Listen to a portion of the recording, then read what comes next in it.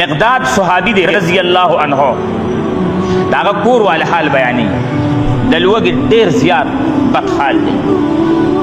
چې باتروم دا څوکله پیږي نه هټي تشری مکمل په دې سخت حالاتو کې حضرت مقداد داسې قضای حاجت ته زیبار لري یو ځکه قضای حاجت ته کینی یو پوله دا یو ونه دا دغه د تهنه یو منګک بر او چرودی نو دغه منګک سره په خپل یو دینار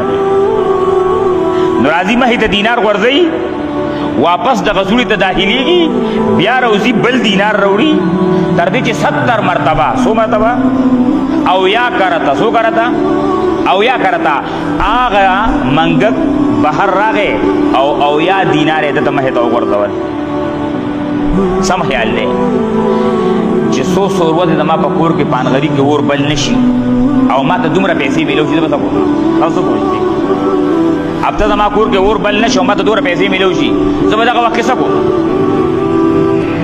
دا معاشره به سره لګا یو ځای کو چې د دې معاشره پته لګي چې زما به دغه وخت څه کوي لکه مال را لل دې حالت کې زه به دغه وخت څه کوم دی یو درته په ایماندار وای وړوبي به زما بچی کې بنئ چې دا به وړوبي تاختم ولې بچوله به وړوبي تاختم ورحم او ترس په صحابو کې څومره حضرت مقداد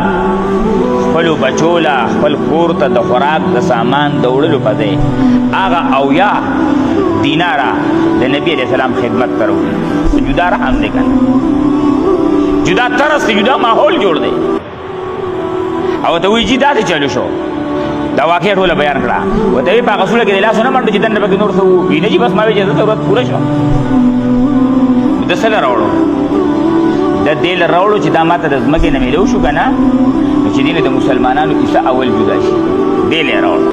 مثلا باندې پوښوي دغه وخت سره د مسالې غم دی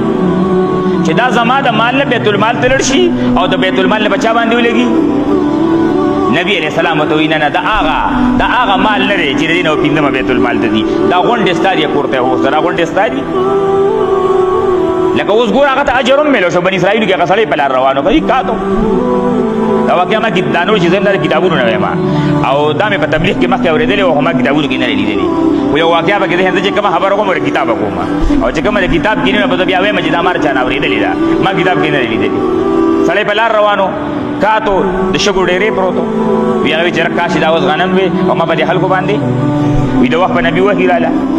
چې دې سړی ته وایي چې ستا په عمل نامه کې د دومره غالي ثواب ولیکل شي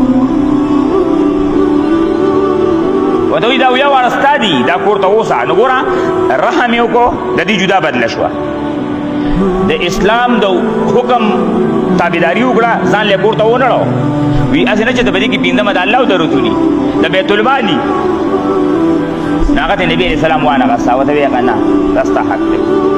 نو او یا واړه دینارم کور تراله په حکم د شریعت باندې عمل او د مسلمان سره همدردی دا څه حل